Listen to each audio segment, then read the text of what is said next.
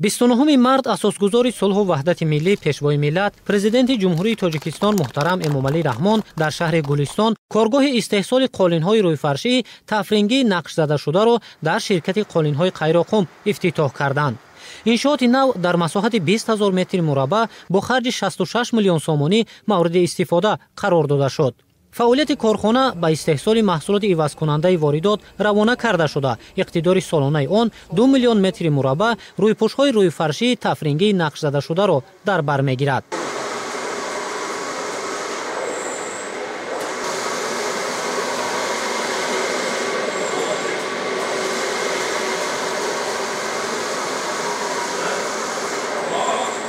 васеъ шудани имконияти истеҳсолӣ на танҳо барои афзоиши истеҳсоли маҳсулоти ивазкунандаи воридот, балки барои таъмини афзоиши содироти маҳсулот имконият фароҳам овард.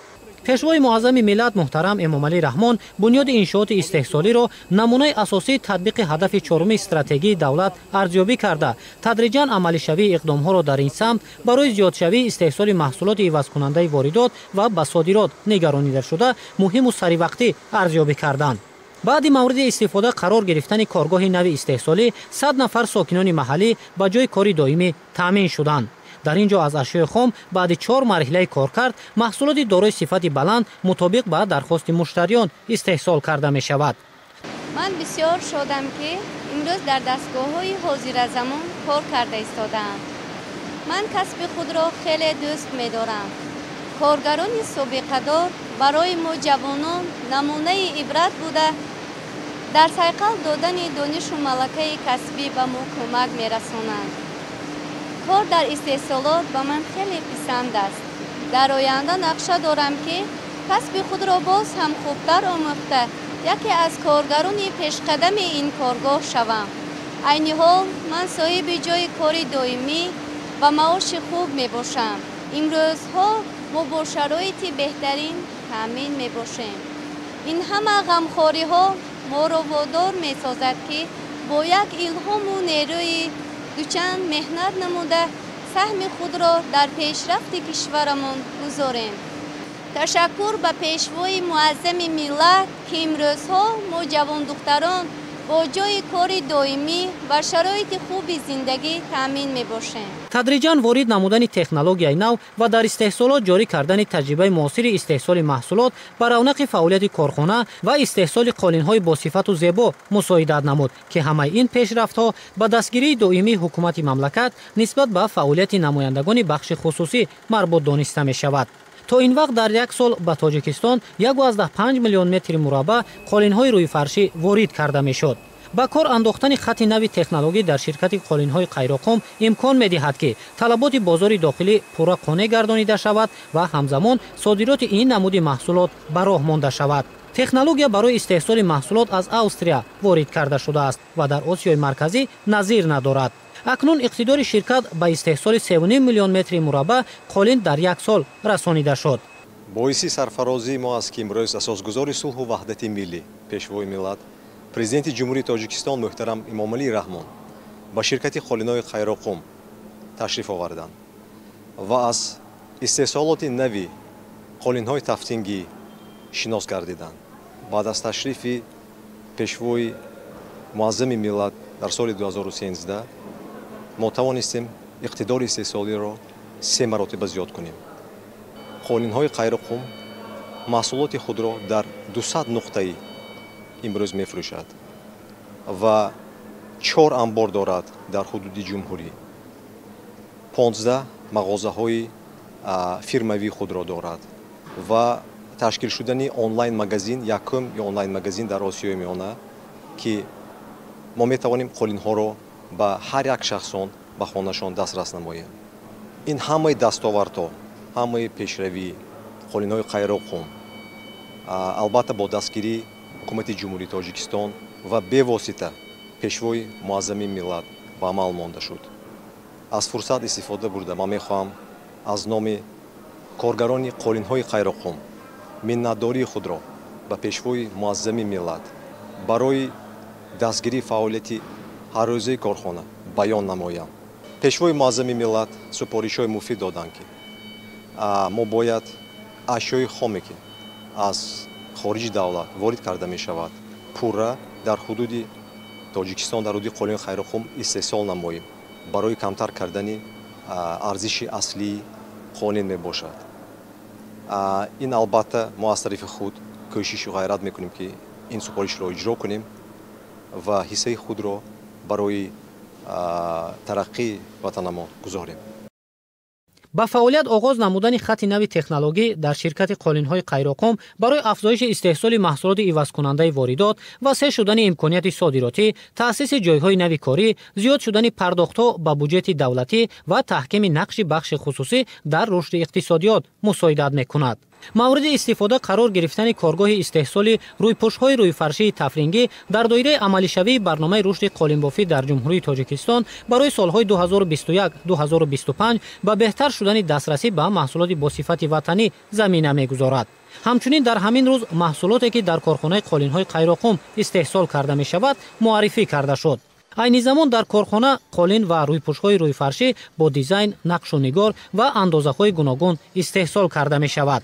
сарвари давлат муҳтарам Эмомалӣ Раҳмон фаъолияти корхонаи қолинҳои Қайроқумро намунаи асосии татбиқи нишондодҳои барномаи давлатии рушди содироти ҷумҳурии Тоҷикистон барои солҳои 2021-2025 арзёбӣ карданд. соли 2022 аз ҷониби корхонаи қолинҳои Қайроқум ба хориҷи мамлакат 9300 метри мураббаъ маҳсулоти қолинӣ содирот карда шудааст. ташрифи пешвои муаззами миллат муҳтарам Эмомалӣ Раҳмон дар солҳои 2013, 2018 ва 2021 ба корхонаи қолинҳои Қайроқум ба рушду таҳкими фаъолияти қолинбофӣ ва афзоиши истеҳсоли маҳсулоти ивазкунандаи воридот замина гузошт. аз соли 2013 инҷониб ҷалби сармоя, ворид намудани дастгоҳу таҷҳизоти муосир аз ширкатҳои пешрафтаи давлатҳои мутараққии ҷаҳон ва ба кор андохтани хатҳои нави технологӣ ба зиёдшавии истеҳсоли маҳсулоти босифат мусоидат намуд. айни вақт мо бо дастгоҳҳои пешқадамтарини ҷаҳон кор мекунем. кӯшиш карда истодаем ки танҳо қолинҳои сифаташ хубро истеҳсол намоем. имрӯз мо бисёр шодем ки пешвои муаззами миллат муҳтарам Эмомалӣ Раҳмон бори дигар ба корхонаи мо ташриф оварданд. ҳар як ташрифи он кас барои мо нерӯи илҳоми тоза мебахшад. шукрона аз сулҳу ваҳдат мо соҳиби ҷойи кори доимӣ ва шароити хуб ҳастем ки ин ҳам бо шарофати сиёсати хиратмандонаи пешвои муаззами миллат муҳтарам Эмомалӣ Раҳмон мебошад. мо ҳамарӯза ғамхории президенти кишварро нисбати зан, модар ва халқи меҳнаткаш дарк менамоем. ҷавобан ба ин ғамхориҳои пайдарпаи сарвари давлат мо кӯшиш ба харҷ медиҳем ки бо меҳнати софдилонаи худ бо қолинҳои зебову замонавӣ истеҳсол намудамон хонаи мардумро обод намуда баҳри пешрафти Тоҷикистони азизамон ҳиссаи худро гузорем. саноатикунонӣ бо суръати Тоҷикистон аз ҷониби роҳбари давлат омили асосии пешрафти минбаъдаи бахшҳои иқтисодиву иҷтимоии Тоҷикистон дониста мешавад. бо мақсади иҷрои дастуру супориш ва амалигардонии ҳадафҳои ҳукумати мамлакат аз ҷониби мутахассисон бо ворид намудани технологияи нав, ба роҳ мондани истеҳсоли маҳсулоти ҷавобгӯи стандартҳои ҷаҳонӣ, коркарди ашёи хом то сатҳи ниҳоӣ ва афзоиши истеҳсоли маҳсулоти ивазкунандаи воридот, фаъолияти корхона дар оянда низ таҳким бахшида мешавад. дастгоҳу таҷҳизоти муосире ки ворид карда шудааст нисбат ба дастгоҳу таҷҳизоти қаблӣ 20 маротиба самаранокӣ бештар дорад. ҳамаи ин ба зиёдшавии имконият ҷиҳати коркарди ашёи хом ва истеҳсоли маҳсулоти тайёри ивазкунандаи воридот такон бахшид. имрӯз барои истеҳсоли маҳсулот 60% ашёи хом дар худи корхона то сатҳи ниҳоӣ коркард карда мешавад. вобаста ба раванди кунунии талаботи бозори ҷаҳонӣ ҳамарӯза аз ҷониби мутахассисон нақшу нигор ва дизайнҳои нави қолинҳо дар истеҳсолот ҷорӣ карда мешавад. бо баробари қабул гардидани барномаи рушди қолинбофӣ дар ҷумҳурии Тоҷикистон барои солҳои 2014-2020 ва 2021-2025 соҳаи қолинбофӣ дар ҷумҳурӣ бомаром рушд ёфта. ҳамзамон дар ҷумҳурӣ якчанд корхонаи нави қолинбофӣ ташкил ва ба фаъолият шурӯъ намуданд. барои корхонаи мо бошад қабул гардидани барномаи мазкур ва амалӣ намудани барномаҳои аз намусаллаҳшавии техникӣ имкон фароҳам авард ки парки технологии корхона пурра ба дастгоҳу таҷҳизотҳои муосир иваз карда шуда, ҳамзамон ҳаҷми истеҳсолот вусъат, сифати он беҳтар ва рақобатнокии маҳсулоти истеҳсолшаванда дар бозори фурӯш таъмин карда шавад. با دستگیری حکومت جمهوری تاجیکستان و با دستگیری بی‌واسطه اساسگذار صلح و وحدت ملی پیشوای ملت پرزیدنت جمهوری تاجیکستان محترم امامعلی رحمان از سال 2013 اینجا با کارخانه ما دستگاه و تجهیزات‌های شرکت‌های با نفوذ دولت‌های ترکیه، بلژیک، فرانسه، ژاپن وارد و دیگر دولت‌ها وارد واسه کرده شدند که این دستگاه‌ها پیشقدم‌ترین بوده دارای حاصلناکی خیلی بلند باشد.